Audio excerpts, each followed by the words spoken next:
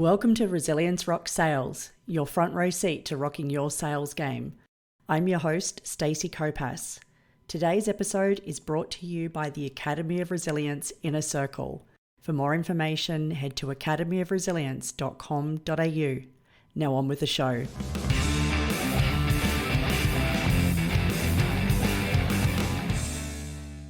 Hello and welcome to another episode of Resilience Rocks Sales. Today, I am lucky to be joined by wealth strategist Todd Polke.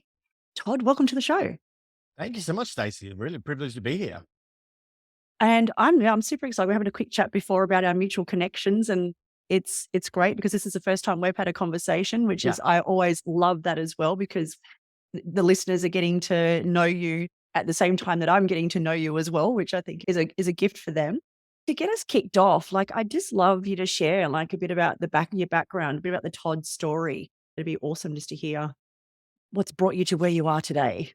Yeah, 100%. So, look, I've been in the wealth and investing in education space for around almost 20 years now. But before I got into this world, I was a personal trainer and a very burnt out personal trainer. Let's call it that, right? My day was starting at about 4 a.m. in the morning. And I was one of those guys. I got up and ran those boot camps, and I got people to do 1,000 push-ups, and I had a great time, and it was fun, right? And I go through to about 8 o'clock at night training clients. But then, running a small business, your day never stops just because the number of clients you have in a day stop. You have marketing and admin and programs to write and people to take care of. And so my whole life was revolved around it's working 17, 18 hours a day and doing that 6 days a week and doing that 50 weeks of the year, because my whole rule of success in life at that point in time was that the harder I work, the more successful I'll become. And so it was a really interesting experience because I literally broke myself when I was about 19. I broke my health, I broke my body, I broke my relationships, I broke my personal life. And even after working all those hours and all those weeks, I still wound up broke in terms of my bank account, which is the one area I thought was supposed to be working. And I got to the point of going, do you know what? There's got to be a better way. I love the name of your podcast, Resilience Rocks. Well, I was being really resilient, but I was being very resilient with the wrong strategy. And that's a really big distinction, I think, in this terms of the space. And so I started looking for other options because I realized, there's got to be a better way to exchange time for money and working to pay the bills and wind up broke. It just wasn't making sense to me. And so I was looking at the people around me. I was looking at their quality of their lives and how they're living their life. And I just thought, you know what? That's not what I want. There's got to be a better way. And it's really started me on a journey of studying success and what makes a difference in people's lives, whether that's through business, whether that's through money and wealth, whether that's through relationships. And along this journey, I met a great mentor and I got involved in the investing world. And I bought my first property when I was 20 years old, made more money in that one deal in the space of 9 months than my entire year's income that I was earning at the time as a personal trainer. And after having that experience and learning that profits are better than wages, I just fell in love with the world of investing, and I fell in love with the choices it can give people in life. And so since then, I've had the privilege to be able to travel around the, different parts of the world, speaking, teaching, training, working with thousands of investors to help them build strategies and build portfolios of property and shares and cryptos and metals, business investments, to be able to effectively give them more choices that they want in their life. And so that's been what my world's been about the last 20 odd years. That's an awesome journey. And it's something that's quite common, isn't it? The burnt out personal trainer. There's a lot of people that you get into the space of personal development, then leading into some kind of education and things like that have got a background in being a personal trainer or some kind of solo person on the tools that's doing all of the work, like delivering, but also doing all of the work behind the scenes as well. So it's definitely a tough one. And I love that you mentioned that you were definitely being resilient, but on the wrong strategy. And so that was really interesting to hear, because there's a perception with resilience and things like that it's like, oh, it's just, you just keep going and you keep going. But to me, resilience is knowing which ones to get off or which ones to quit as well. So as far as that goes, what was your process then for seeking out a mentor? Or did that just sort of happen organically as you were going and, going to different events and doing things like that?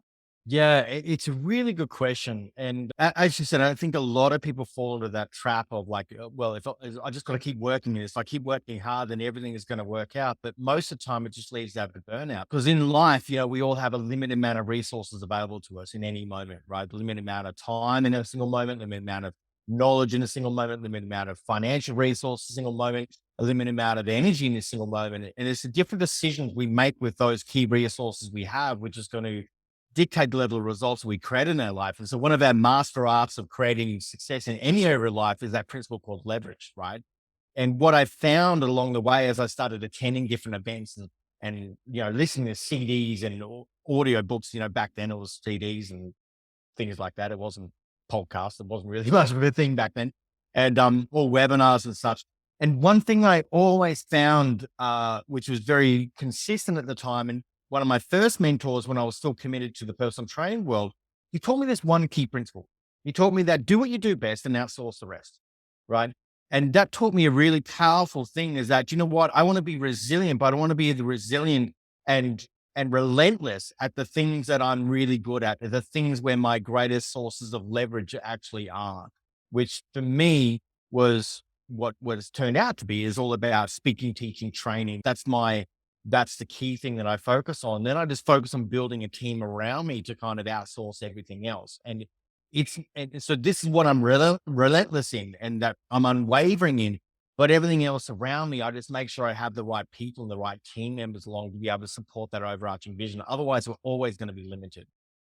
Yeah, and that's totally it. And because people just, it's so many times people are like, oh, you got to strengthen your weaknesses. I'm like, no, that's a waste of time. It's bullshit. Like, it doesn't work. Right. But if you're talking about leverage, if you put the same amount of time into strengthening the Mm. strength, then the results are exponential when you approach it that way. And I like that you mentioned there about you setting up the team. And the purpose of this podcast, like we're looking at people that are leaders in sales or aspiring leaders in sales. And so I'd love you to hear, like, from your experience, particularly setting up the business that you have now. Obviously, sales would have been a huge part of growing that business. And it is every day, isn't it? It's continuing to grow the business. Sales is what keeps it going. What advice or what have you learned that you felt that it would be really useful, particularly maybe someone that was just moving into a sales role, particularly a leadership role of sales? What do you feel was the most helpful for you in order to be able to accelerate the sales? And as you said, with the outsourcing, what could that look like for somebody? Do you know, mastery in any area is not just about what you do, it's what you let go of. And you touched on this before. And sometimes the things that we hold on to are the very things that we need to let go of, right? And which is going to give us our biggest leap forward in terms of our progress. They talk about that kind of 80-20 rule. And when we can get clear on, I did this process, I did a time audit when I was starting this journey, right? And I did this entire time audit and I did like a strengths audit. And I believe that everyone has a genius. And when we can double down or triple down on our genius, that's where our greatest source of leverage is going to be. And I'm a nutter at personality profiling as well. And so what really happened is that I actually started to know myself. I got to know myself at a bigger level rather than sitting there with the ego I had at the time as a young 20 something, thinking that I can do anything, be anything, create everything and take over the world and I'm unstoppable. After having that, and then having experience of breaking myself and realize, well, maybe I'm not as unstoppable as what I thought I was. What I really started to do was I got to know myself. And when I got to know myself, I began to understand is what are the 2 to 3 things that I'm really good at? Not just okay at, I'm talking exceptional at. What are those couple of things that I'm exceptional at? What are the things which I find exhausting and that take energy away from me? And it takes me a long time. I don't enjoy it. I procrastinate on it. And so I actually started going through like the late Stephen Covey had the quadrant, right? Like the urgent and important, the important but not urgent, the not important but urgent, and then the not urgent, not important. And that little tool right there was a game changer for me. Because when I began to go, let's brain dump everything I'm doing on a consistent basis. And, I've got a huge background in sales. That's what I was doing for a long period of time, right? So, and you think about in sales, well, it's not just meeting customers. It's also the follow up. It's also the fielding inquiries. It's the administration associated to it. It's the logistics side of it. It's the recording. It's the fulfillment. It's all the different things that go with it. And so for me, when I began to understand where my genius lies, and when I began to understand the other framework I used was to actually put a dollar value to all the activities that I did. And I began to, and this is a little bit old school, right? But some people haven't heard this, some people haven't done this. But when I put a dollar value to all the different activities I did, the first thing I focused on doing was to start to outsource my low value activities. And I began to do this when, good old Tim Ferriss came out with his 4 Hour Work Week book. And I learned about this thing called virtual assistants. And I thought, you know what, I'm just going to give it a go. And I hired someone for, $5 an hour just to start taking over really small things. And the whole point is that I wanted to actually become more experienced at leveraging and outsourcing, because before that, it was all just based on me. So in a nutshell, the key for me to start this journey was understand where my highest and best use of my time and my brain space and my knowledge, my energy was to be that created the highest value activity. And then when I began to understand all the areas I spend my time on, I began to go, what are the 2 to 3 things that I begin to let go of right now? And then along the journey, I just consistently let go of more and more things, because the more things I let go of, it allowed me to focus on the higher value activities, which continue to kind of grow my ability to be able to leverage who I am and also my network and my experience while the rest of the trains were running on time. Yeah, it's so good, isn't it? Just that letting go. And I know that my coach, he talks it. What did he calls it? He said success through subtraction. Yeah, absolutely. And I'm like, that's just brilliant, isn't it? And because again, there's a perception, it's like, oh, but you're quitting on something, but it's not. And it's interesting, as you said, each time you let go of something that's heavy, it's not just the time it took to do that, it's the energy that it was took. And if you can keep Really? yourself in that, as you said, the zone of genius. And I know that from The Great Leap, wasn't it? Gay Yeah. Hendricks that talked about the zone of genius. But as you said, just the process of knowing yourself. And so I'm guessing from that process of getting completely burnt out and broken, and then going on that exploration around learning and stuff, what were the things that you did personally to start to rebuild yourself back from that burnout? Mm. Yeah. Look, to me, health was always the first part of it, because without our health, then like we don't have anything, right? And to me, it was actually starting to be gentler on myself and to actually start to take some breaks and to learn the value of recovery and recuperation in what I do. And so it's a little bit, feel a little bit counterintuitive to this whole hard work process, that my leap forward was when I actually took a step back and rested.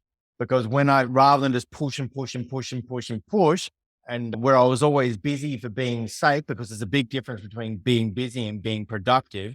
As soon as I took a step back and actually gave myself some space to think, all of a sudden had the opportunity to work a heck of a lot smarter it was just about working harder. And so the first thing I did was I took a step back, and that and I always read like people like Bill Gates and things like this, they always schedule in thinking time. And Keith Cunningham, who was Rich Dad's, who was Robert Kiyosaki's Rich Dad, he talks a lot about having thinking time that he schedules every single day.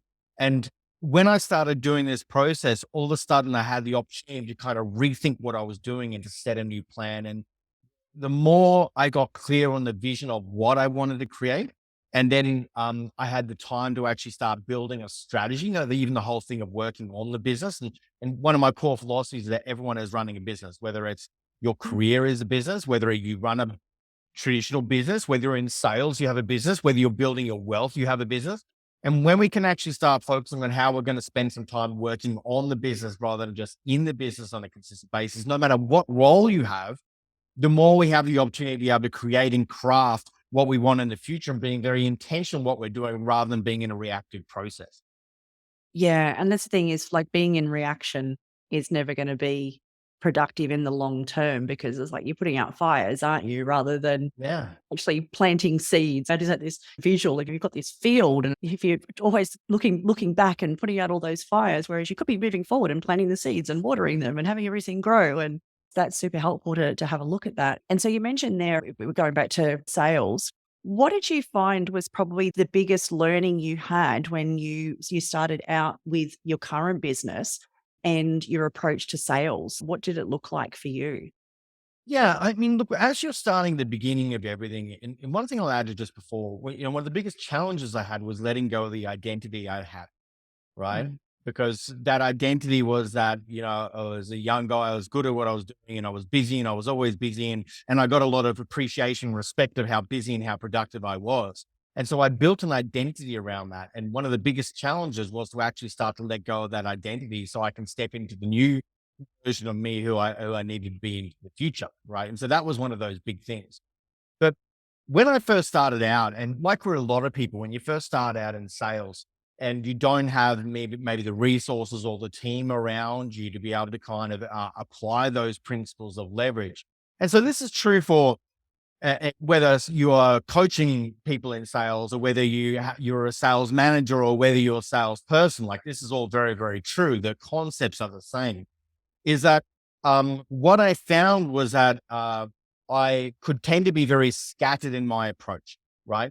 And so when we're talking about this reaction versus being intentional, when I started in the sales process, I was going, okay, well, I'm going to do a bit of prospecting over here. I'm going to meet some clients over here. I'm going to do some follow up over here. And it was all just mixed in and tangled and all this type of stuff. But here's the big distinction is that each one of these things require a different energy system that you need to tap into to go into it, right? And so what I was finding is that I was being pulled from pillar to post, like in terms of my own energy, my own brain space, my own mode of thinking that I was in at the time. And I was getting distracted everywhere. And what they say is that for every time you get a distraction, it takes you, I think it was like 13 or 14 minutes to get back into the same mindset or the same zone, which you were in before you actually got distracted. And so what I really began doing was I started to become an absolute fanatic at scheduling, right? And what I mean by that is that like I would have my calendar in front of me and I would know what day I'm focusing on prospecting. So I just stay in that energy system the entire day. I know what day is admin, so I can just be in that energy system the entire day. So Wednesdays would be my finance and admin day.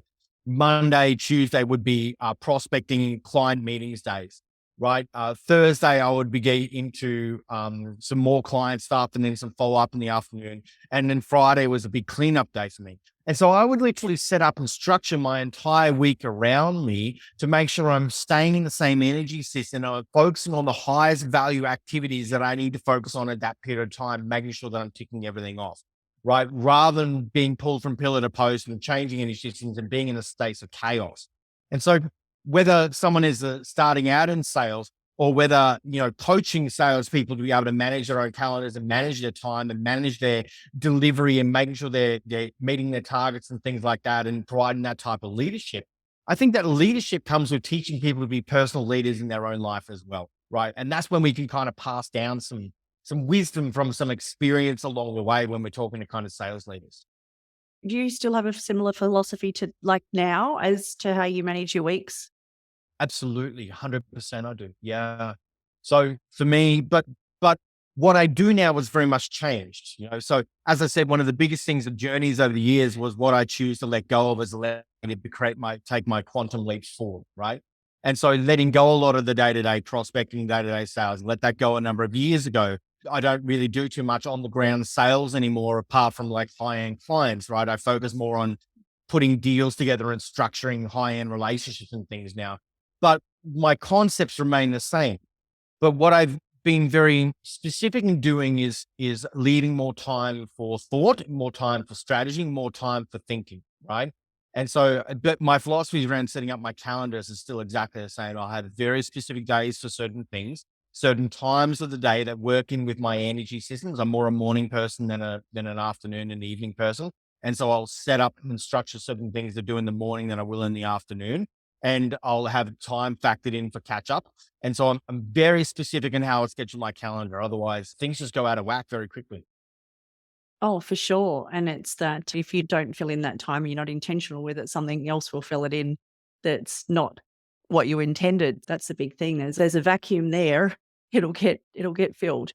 And it's true for sales, it is for money. I teach all of my clients, and I find it always fascinating how all these conversations cross over together. I teach all of my clients that for every dollar that comes into your life, you have to have a plan and have a purpose because money loves order, money loves structure. And if you don't create the environment to bring more money into your life, your money is going to leave this environment and go to someone who actually has all their stuff together around that.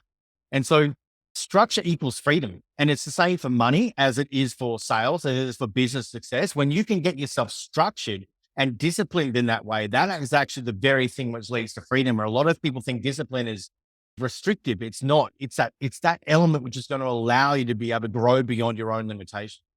Yeah, I have to relate in that the first time I heard that structure and discipline equals freedom, it sounds counterintuitive, but when you think about it logically, the more that you have structure, you actually create more space. Mm. And that's what I found so interesting. It's like when you do have your weekly planner, and I print mine out and I've got my different colors and I handwrite it. Like I have my Google Calendar as well.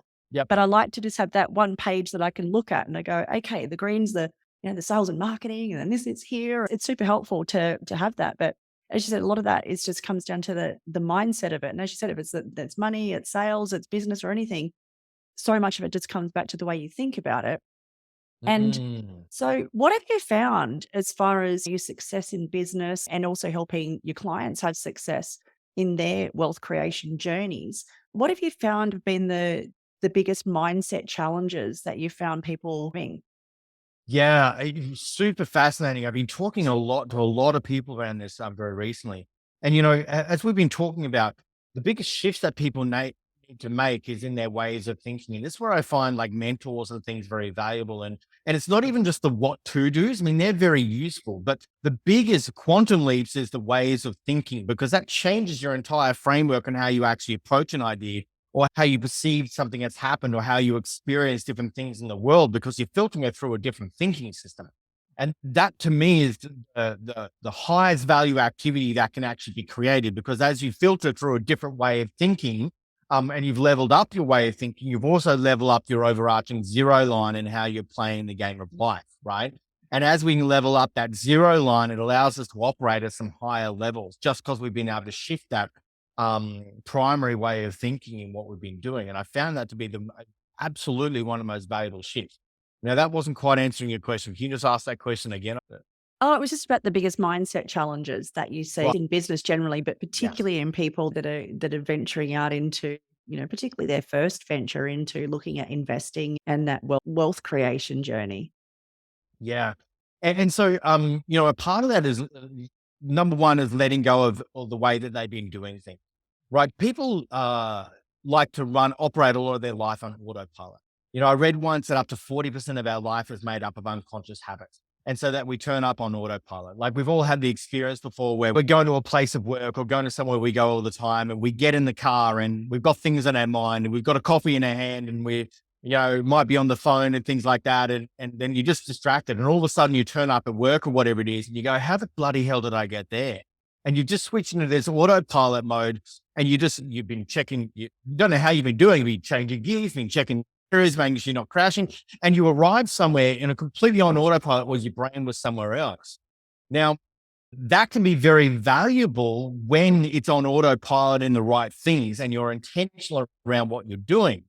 But if you're not being intentional and you're just living a life just because in the same ways that you've always been living that life, just because that's how you've always done it, or that's how you've always been taught to do it, that's good English, to done it, do it, then you wind up just repeating the same patterns. And our life is made up of habits. That's all it is. Creating success in any venture in life is not about one big, crazy, outrageous leap. It's about the small, seemingly insignificant things that we stack up and stack up and stack up until they avalanche into this thing called wealth and success, whatever industry that we're talking about. So when we're talking about the ways of thinking, one of the biggest things is always being going, am I willing to let go of the ways that I've always been doing things to create a pathway for the new me and a new version of myself and the level of results I want to be able to create? And it can be really difficult because we're often trained and programmed from a very young age to do certain things, behave certain ways, and show up in a certain identity system. And Tony Robbins always said is that we do whatever we can to stay consistent with who we believe we are. And so what we've got to start doing is adjusting that identity of who we believe we are, what we believe we're capable of, and how we should actually be showing up in the world. Because if you don't go and change that identity, if you want to create a brand new level of results in the external world, You've got to go, who do I need to become in the process to be able to create this new level of result that can live this quality of life? And so it's actually a letting go process. We've been talking about that a lot already in this session. It's what we choose to let go of is going to make way for what we can actually bring into our life.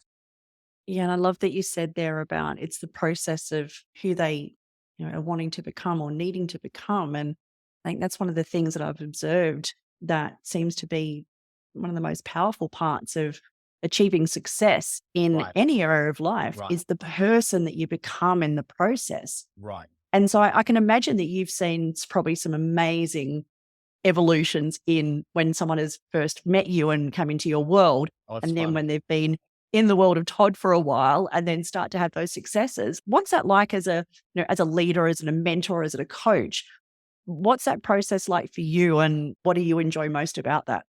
Great question. I tell all my clients that you'll never out earn yourself, right?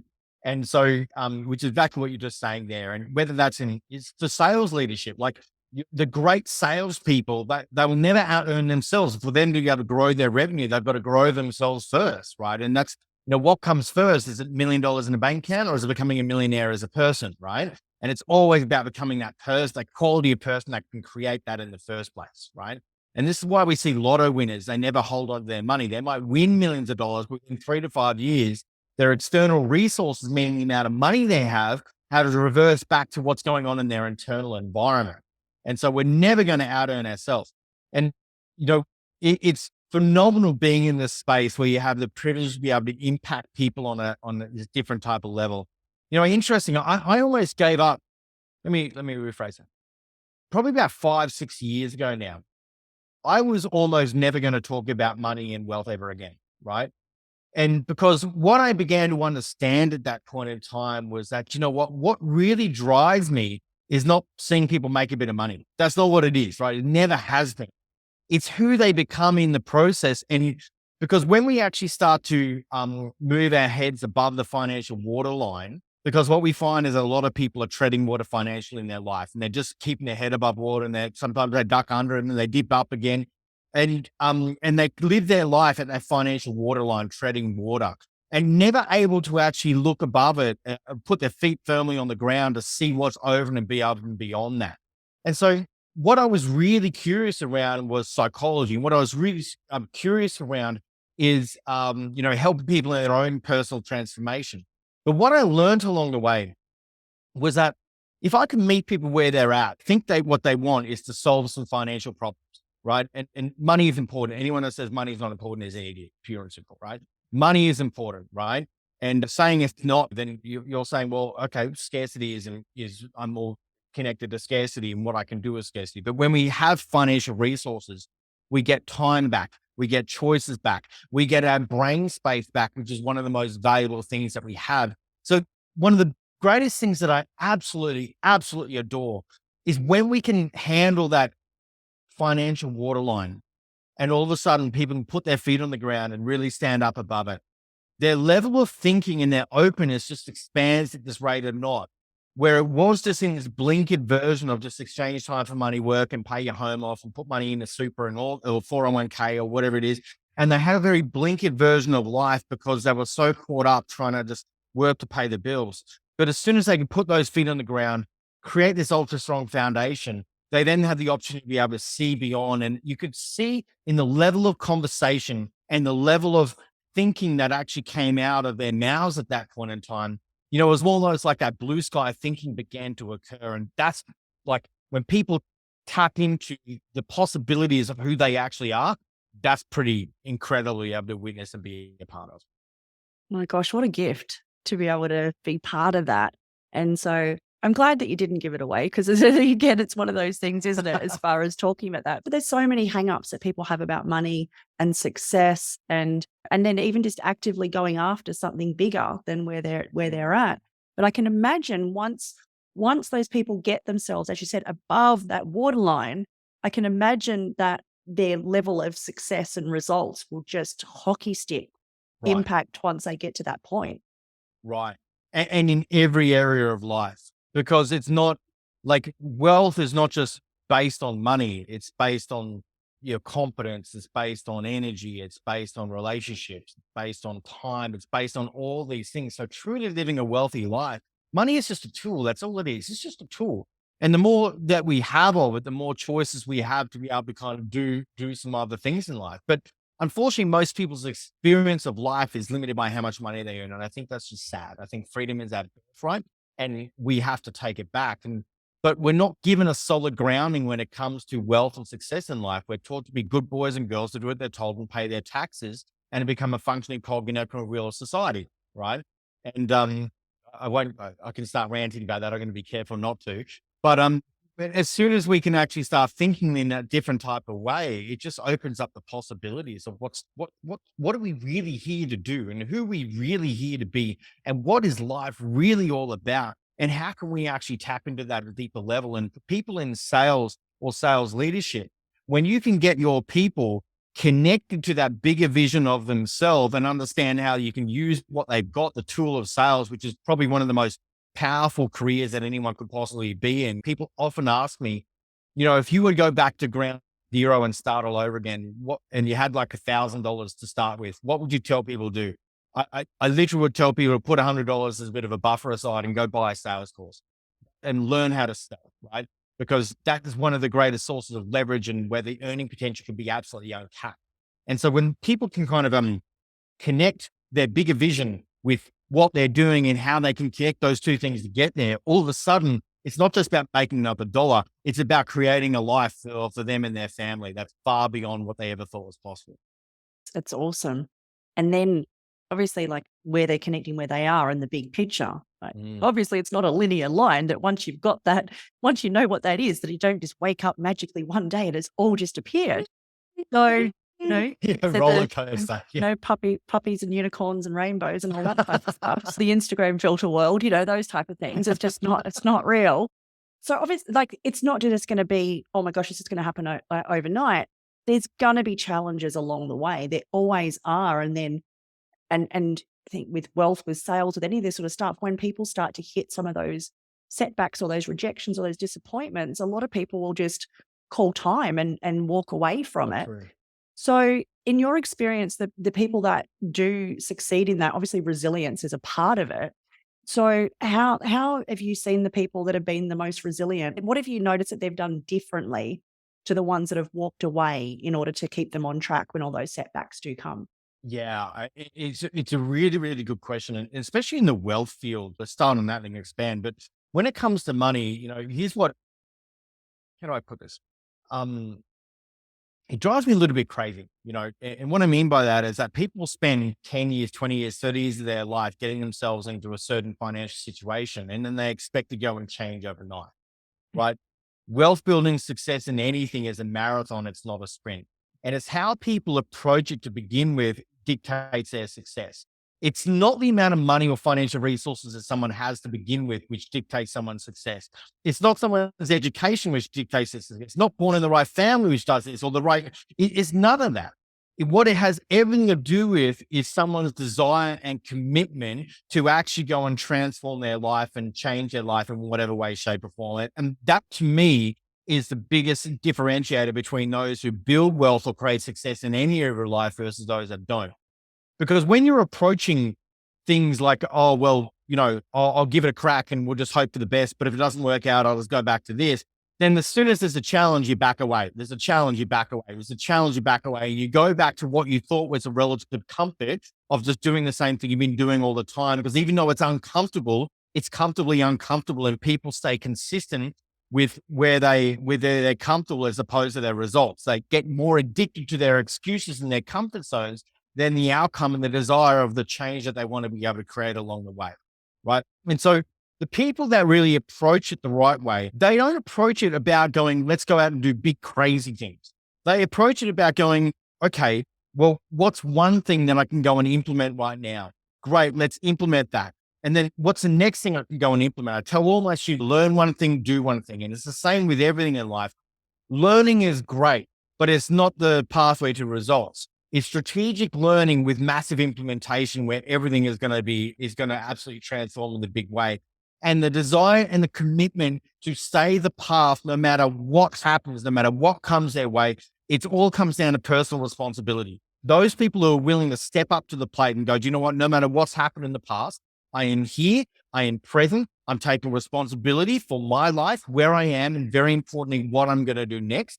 And then decide that no matter what comes their way in the future, that same personal responsibility, that trait shows up in every single thing that they do, because then they're not subject to all the other external forces that are going on. They're in control of their own decision making, and they're in a space of true commitment and devotion to the outcome that they want to create, not just until it becomes uncomfortable. Because you're so right. There's going to be lumps and bumps along the way, and anyone that tells you it's going to be rainbows and unicorns is a liar. I love that you've gone down the personal responsibility path, because that's just one of my favorites. It's one of the things that people, I think, as time's gone on, personal responsibility has become more scarce. Mm. There's just this Tell me more element of, about that. Where do you see that? I'm really curious. yeah, particularly in the younger generation, Yep. is there's definitely an element of entitlement, and there's an element of, that everything is just going to come to me. I do something once, and then I've got the results. And I'm hearing it a lot from my clients that have got young people in the workplace. It's like they do something once, then they want career progression. Been there 5 minutes, so they want a pay rise and they want to lead the team. Yeah. So there's that. And I think that's been bred. Like, all this sort of stuff comes from not being uncomfortable at any point in your life. It's Yeah. been given, you're handed everything. Your life's micromanaged. You're told you're amazing. You can do anything. You're protected. You don't even have the resourcefulness to handle boredom. So Yeah. it's one of those things. And then it's always everyone else's fault. So it's always out there, point the finger. And the number one thing is like, the government's going to fix it, or the school's going to fix it, Good those luck with type of that. things. And again, no one's coming to save you. Responsibility is actually my first principle of resilience in my book. So it's one of the resilience rocks. So I'm very excited that you took it down that path. But it is at every step of the way, it's stepping up and going, no one's coming to save me. I need to take ownership of this, even if you're in a situation where there were external factors at play. Take ownership for what comes next. Yeah. It's good to see that distinction. So as you said, that commitment, that desire, that commitment, knowing that big picture, but then taking ownership every step of the way. Like, it's definitely a good model for success, but it's simple, but it's not easy, is it? It's such a good distinction, right? It's simple, but it's not easy. And do you know what? Like, I'm finding that, so I love looking at trends and behavior and things like that. What's going on? I find it curious, and I'm looking on and along everything that's been going on in the world in the last 20 years, and I look at the global financial crisis and how that destroyed people's financial lives in a big way. People lost jobs, people lost businesses, people lost homes in a lot of big ways, right? And it was created by a whole lot of factors which are external to people's individual control, right? And so, and then we come in more recent times, we look at things like COVID, and we go, okay, people lost businesses, they lost, health, they lost this and they lost this. And there's a whole lot of stuff that happened. People were locked down, their freedoms were taken away, like their financial lives, a lot of people had them absolutely destroyed. And then I look at things that are coming, and I look at AI, artificial intelligence coming, how that's going to disrupt the working field. And some people are sitting there going, oh, I don't like it. I don't want to be a part of it. And they're staying away from it. And they're going to be upset when AI comes and actually rips out their jobs from underneath them, because it's happening. It's happening in front of our face right now. And we've got central bank digital currencies coming. And there's so many things which are occurring at the moment, which is going to impact people in the next 10 years, potentially more than anything else. And those that are sitting there thinking that the government's going to come save them, or their boss is going to come save them, or their parents are going to come save them, or this is going to come save them, I think they're going to get steamrolled, right? If you're got some awareness and you're looking around at what's happening at this point in time, the need to actually be able to take that self-responsibility and start setting yourself up that you are more sovereign in the things that you do, and you have more control over all the different aspects of your life, including your income streams, including your career, including your way of thinking, including what you allow to kind of go into your, into your body and into your mind and things like that.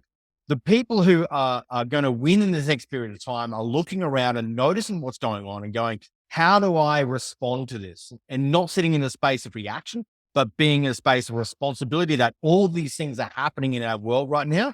what does that mean to me? And how am I going to set up that I can win in this space that's coming, rather than sitting there in victim mode and going, woe is me, this happened or that happened, or this might be coming, or things like that. Because no one's coming to save you. Like, you've got to take responsibility for your own world. It is. And also what I'm seeing particularly, and you would see it as well a lot in the, 20s and probably early 30s, is Yeah. it's like, oh, again, the system's all stacked against me. I'm never going to be able to afford to buy a house and it's all everybody else's fault.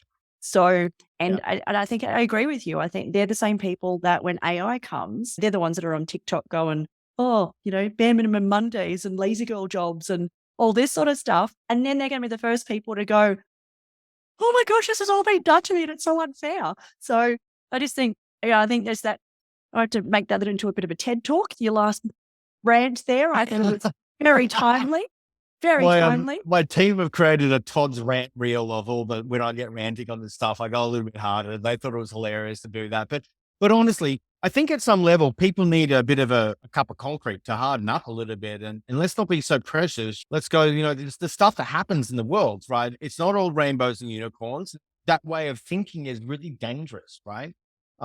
It's not to put a damper or anything, or say things are terrible. The level of opportunity that everyone has right now is absolutely extraordinary. There's no doubt about that.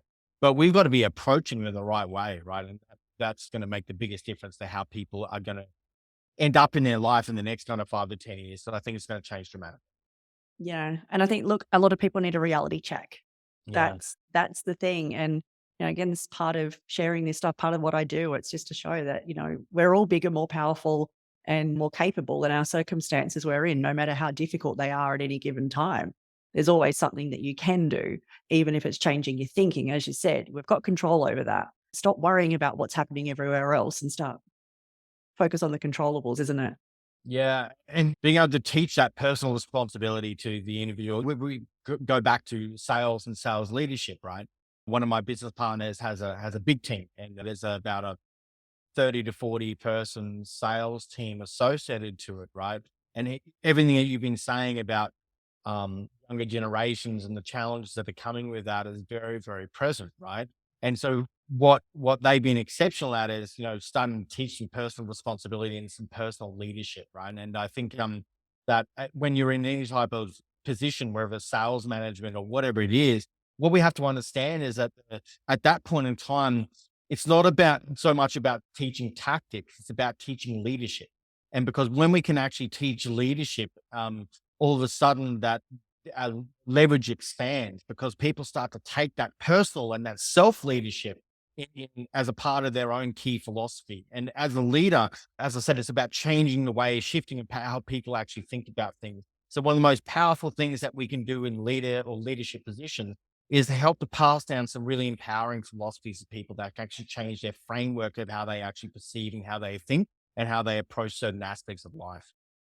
Yeah, I think that's a definite takeaway. And I think there's too much time spent on tactics and not enough time spent on those things that, because the thing is, like, all the tactics in the world are not going to have the impact they want them to have if you don't have all of that other stuff in Right. place, and also working on that on a consistent basis, because these things aren't, oh my gosh, I went to a talk once and all of a sudden I've got this magical power for the rest of my life. I have the same thing. People go, oh, but you're the resilient one. I'm like, I work at this every single day. It's Exactly that's the right. thing. And it's like, and I'm sure it's the same for you.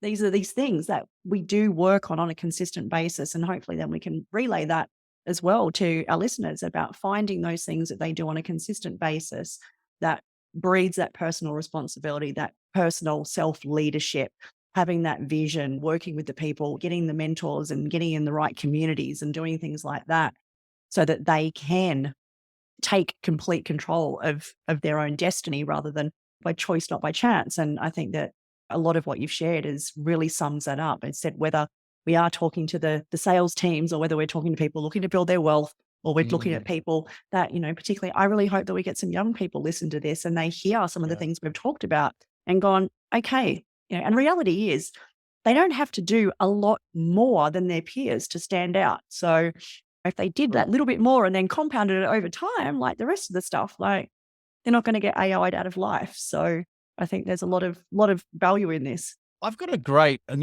one of my young fellas on my team, not about 20 years old now. And he's one of the outliers compared to that young generation. He's the one that sits there and he stands out. But he stands out because of his way of thinking. He's thirsty, he's humble, he's taking responsibility for where he is and what he's doing. And at 19 right now, he's making his first investments at this point in time. He's learning like anything around whether it be wealth creation, whether it be sales, whether it be ways of thinking. And so there's this cohort of young people who are coming through the mix who they really do have the world at their fingertips, right, available and open for them because of their philosophy of how they're actually approaching life. And those that come in with that framework, oh my goodness, like the next 10 years for them will be some of the most powerful, beautiful, special, incredible opportunities that are going to come their way. And so I'm also heartened to see that. I know we can bash some young generations at times for certain reasons, but I'm heartened to see that there's some outliers that are there and they're really like grabbing life by the scruff of its neck and actually going for it, right? And that's I'm pretty sure to have one of the young fellows on the team is definitely a part of that. It's really cool to be able to see. It is, and I'm excited when I see people like that as Yeah. well. And it's also they're the ones that will also seek out mentorship and do that type of stuff as well, which is awesome. This has been such a great conversation. I love that we had no idea where it was going to go. It I went to know. awesome. I always trust that it's always going to go where it needs to go. And I really feel that it did that today. And we talked about the resilience rocks. And so there's the resilience rocks and those foundational pieces. And of course it rocks because, it helps you do other things great. Yeah. There's one more little twist on that is that I have a playlist on Spotify called Resilience Rocks because music is one of the rituals and one of the resilience rocks. Right. So I'd love to know when you are trying to get your energy up, you need to get out of a slump, you're doing all that sort of stuff. What's your go-to song that you would put on to shift that energy for you? What a great question. Okay. Um, this may be a little bit different than what a lot of people think. And so like to me, it's a song which has been anchored in at certain experiences in certain times of my life. And it was actually finally a Xavier Rudd Spiritberg song is what it actually was. And so Right. that song, because I at certain experiences of my life, I was listening to that on a regular basis and it's anchor. And so you understand what I mean when I anchor. So as soon as that song starts, it takes me back to a moment in my life of peace, of tranquility, of empowerment, of balance. And so to me, it's not about getting, let's get the motivational song because motivation is temporary, right? Inspiration is forever, right? And so to me, it was never about, let's get some pump up music going and all that type of stuff. Okay, great. But to me, when I can actually, and I'm big on manufacturing an ecosystem around you to support who you want to be. And so to me, having that song there as a strong anchor for me, where I go back into this space of balance, where I'm at an energetic level, rising above any problems I might be experiencing at that point in time. It puts me in a mode where I can actually be in a problem solving mode, where I'm focusing on opportunity, where I'm focusing on things bigger than what I believe is going on right now. And because I've anchored in so strongly, it puts me in a completely different state of my mind. That would probably a little bit more surprising than what you may hear from others in that way. Yeah. Yeah, I love that. And again, as you said, it's not about necessarily getting up. It's No. whatever it is. To me, it's about it's how music can change your state. And that's Mm. exactly what you're describing there. So I will stick that onto the playlist in your honor. Yeah, I really love that you've shared that as well. So again, another good lesson for people to find that music that can get you into the state that you want to be in, whether it's up, whether it's chilled, whether it's just centered and bringing you back, as you said, to an anchor at a moment in time where you were there. And that's awesome. So I really appreciate you sharing that and your experience of that song and what it means to you. So that's amazing. If any of our listeners would love to connect with you, find out a bit more about what you do, continue the conversation on some of the things we've spoken about today, where is the best place for people to do that? Yeah, so two key places. Certainly find me on all social medias. Just search Todd Polke, Polke, the surname is pronounced. But I also run a free Facebook community called the Wealth Dojo. And it's a group, is a number of thousands of different investors in there who are all learning how to taking their financial lives and learn how to invest, and learn to create financial freedom. It's absolutely free. It's a great community. People are in there kind of asking questions. People are answering. There's different people at different levels of investors in there. But I share a lot of free resources and trainings in there. So I would love to invite anyone that wants to come into that. Would love to have you part of the community and the team in there. Amazing. Well, I will pop all of those links wherever you are listening or watching Amazing. this podcast. And I definitely encourage to reach out to Todd. I know I've learned a lot in this. I found it an incredible conversation, and I'm sure there's going to be a lot that people take from it. So thank you again for joining us today on Resilience Been a lot Rock of fun. Sales. Thank you, Stacey. Thank you so much. Thanks for joining us again this week on Resilience Rock Sales. Don't just listen though, take action. The best sales professionals are always learning. Head over to resiliencerocks.com now to go backstage and get the resources mentioned today to help rock your sales goals.